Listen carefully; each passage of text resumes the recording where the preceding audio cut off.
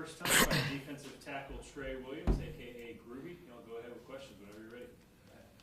I was just telling somebody that I remember when we were at the opening in Dallas together that you could play then, but you were not trying to make you were a pudgy kid who was strong, athletic, but you've transformed yourself in your time here into now a really functional defensive tackle. What has that process been like for you to transform your body? Honestly, it's been tough, but it really was all worth it. I feel like just trusting the process, Coach Love, Coach Batson, they made it really easy for me, and like just the culture of the program, it makes it really easy to fall in love with the work, and yeah. How much did you weigh when you got here, and what do you weigh now? I was actually a lot. So I was 312 at the opening when you see me. When I got here, I had lost like 30 pounds over COVID. I was like 292 when I got here, but I was like 25% body fat. I'm probably like 300 right now at like 23% body fat. So it's not like huge weight changes, it's just changing the composition. Yes, sir. So what have you had to do? What's the diet been like? What's the exercise been like? Well, I used to do cardio after practice every day. Probably just hit the elliptical 20-30 minutes after practice every day. And just really kind of cutting off fast foods, desserts. Like anybody that knows me or my mom knows that that's what she likes to do. But I had to tell my mom, hey, if I want to do what I want to do, I can't be eating all this stuff. So, yeah. It's a lot of discipline for a college guy. Yes, sir. How'd you end up losing weight during COVID? So I basically all I did, we didn't have to go to school or anything. It was online. So I basically just worked out every day, just changed how I ate. Worked out at home? Yeah, so I was fortunate enough that my trainer, like my personal trainer, lived around the corner. So he had a garage, and we just used to work out in the garage. Yeah. What type of workouts? Oh, he had a gym in there. He has a gym. Yeah. He had a gym in there, and we had everything: squat rack, bench press, free weights, everything. So got it done. What has Coach Eason meant to you, and kind of changing the way that you play?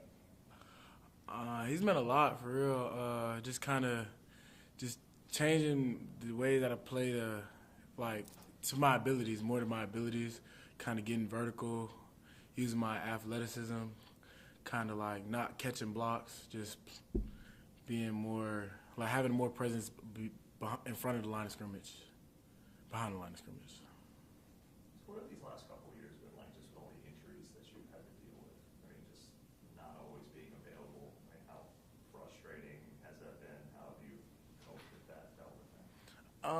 I get this question a lot, actually, but it was frustrating. But me, I'm just like a positive guy. I see the best in everything. I'm a believer in God, and I realized that everything wasn't on His plan and His timing. So it was just like I gotta wait my turn and just do everything I gotta do to make sure I fortify my body enough to where I can perform on the field with my teammates. Yeah, what were all the injuries you had last year? Because I think you eventually shut down. So I dislocated this shoulder, and broke my 5th metatarsal on my foot. Yeah, and you were playing through that for a while. So this shoulder came out against Georgia Tech last year, and this shoulder came out against NC State and UConn last year. And in practice before Pittsburgh, I fractured my foot, and I played all the way up until halftime of Wake Forest. I guess, how did you do that? I mean, how do you push off or use your arms when you have both of those things? I mean, my why is greater than anything that my body was going through at the time. Just my why I play the game and why I do what I do, which is much greater than all the injuries that I had. So it was easy for me to just strap it back on and play the game that I love. So I guess, were there coaches that actually told you, like, hey, you got to stop, or how do you actually come to the decision, like, we got to shut this? The only reason I stopped playing is because I literally couldn't walk. Like, my foot broke all the way through, so it was just what it had to be. If it was up to me, I would have kept playing, but it was just I physically couldn't play anymore. What is your why? Just my family. I'm from a single parent household. I just grew up seeing how hard my mom worked to provide for me and my little brother, and kind of just make sure she doesn't have to work as hard anymore after I leave here. So, yeah. He's not so little though. Oh, nah, he's not as big as me, but he's not little anymore now. I should say younger brother. He hates when I call him my little brother. My younger brother. So for you, I was talking to a scout Saturday night, and we were talking about Tyler Davis, and he said his technique is flawless. You remind me of him in a lot of ways. What can you learn from him? What have you learned from him? I feel like the biggest thing I've learned from TD is how to do everything right off the field, as far as the proper preparation for a game. Because I know when I got here in 2020, I didn't know how to properly break down an offensive lineman or tape. And just sitting with TD used to bring me along with him and kind of just taught me how he prepares for a game, because he's one of the best, I feel like, in the country, how he prepares for a game, how he prepares for an opponent. And he's one of the smartest football minds I've been around. So just being like a sponge around him has helped my game a lot. Talk about how your mind is greater than any injury you've faced through. Where does that mental toughness come from? Was it something that was instilled in you early, or is it something that you just always had? Yeah, I feel like it was instilled in me early. I've definitely gotten mentally tougher just over time, but just like I've been through worse things in my life than an injury playing the game I love. So it made it really easy. I guess you had a weightlifting thing happen? I guess. Yeah, just a little. The machine tried to stop the weight. Thought it clicked, it stopped. Thought it was in, let it go. Ended up falling because it wasn't all the way in. Just like a freak accident. Like squat rack or what? It's like a. Do you know what a pit shark is? So it's basically like a belt squat. So you put a belt around and it comes out of the floor. Oh, okay. Yeah. And you thought you had the thing in and it just fell on Mm-hmm. your leg? No, it was so like it's a platform and the weights are behind it, and it's a cable that's hooked around to your waist, and then you're like squatting, and then when you're done, you put the stopper back in so the weight doesn't go back down. And I thought I put the stopper all the way in, and I did not.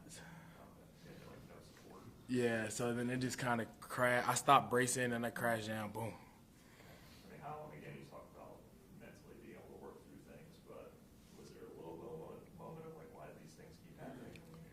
Of course, but I feel like it's just I had to snap out of it fast, because once they told me that, hey, like, we're gonna get you back, it was like, all right, I can't feel sorry for myself. I gotta make sure I'm staying in football shape, not eating a bunch of bad stuff while I'm down, and staying locked into the playbook and in tune with the team. So I didn't really have enough time to feel sorry for myself. So it was right back to work. I guess what types of stuff do you eat, I guess, to keep yourself healthy? A lot of vegetables. I'm a big broccoli guy. I like chicken. It's not a lot of fast food, like a lot of fried foods and stuff. So probably just more chicken, Mexican food. Like I love Chipotle too. Like Chipotle, definitely. But yeah. What do you get at Chipotle? I get a bowl. I get double chicken, brown rice. I get a half serving of brown rice. So you know how they usually fill the whole bottom of the bowl of rice? Don't do that. If you're trying to lose weight, at least. Don't do that. So it's kind of half the bowl. I ask for a half portion of rice, double protein, chicken, guacamole. I try to stay away from the sour cream, even though I like it. It's just a little bit. Tomatoes, lettuce, and a little bit of cheese. Can't have too much cheese either. We're going to Chipotle. Oh, yeah. Let's go. I guess, how do you feel physically now? Is this the best you've felt since you've been here? Oh, right now? Yeah, I would say. Just because I feel like this offseason I really took the time to really focus on the little muscles of my body. Like, besides, like, the little freak accident in the weight room, like, I was in the best shape I've been physically, mentally, everything. So it was just really how I prepared throughout the whole off season that got me to this point. Which fun is it being a part of a room where, like, I'm watching out there Saturday night, and maybe it's TD and Root one play, maybe it's TD and you another, maybe it's Peyton Page and you. The guys just swap out in there. There's absolutely no drop off. I feel like it's great because, you know, regardless, like, you're not worried about saving yourself because you don't know who's coming in. Like last year, a lot of the times when everybody was down, me and Root was in there, and we would be playing 70 plays a game, and it's like, all right. But nah, it's definitely it's all out every play because you know the person behind you or the person that's on the sideline is gonna come in and do the same thing, if not better than how you were doing it. Can you tell the offensive line when they've had enough? Like there was a point Saturday where you could tell BC's offensive line was just overwhelmed. Can you see it in their eyes? Yes and no. I would say yes because we started getting home a lot more, but no just because we're not even focused on the other team for real. We focus on how we play, and if we play how we play, then every team should be like that regardless. So it's not really about us. It's not really about them. It's about us. I guess when you get home on a sack, I mean, how does that feel? Oh, if you ask the defensive lineman, sack is better. Oh, no, a touchdown. I want a touchdown. But touchdown is probably the best, but sack's probably second best. It feels great. I mean, I felt like for me, it was kind of long overdue because I'm used to sacking the quarterback, and it kind of been hurt, so I haven't been able to go do that. But it felt great to finally be healthy enough to go do what I love and go sack the quarterback. I guess, why are you Hawkeye? Actually, I don't even know where I was at when we were signing names, but I just embraced my role. I don't know where I was at. But hey, I love Hawkeye. I do the arrow all day long. That's cool. I'm with it. Any questions for Tre from Zoom? Hey Tre, Trevor Gross from CUTigers.com. You guys have been missing guys on the D-line all season. You've been out, Tyler's been out, Brian, Xavier just came back.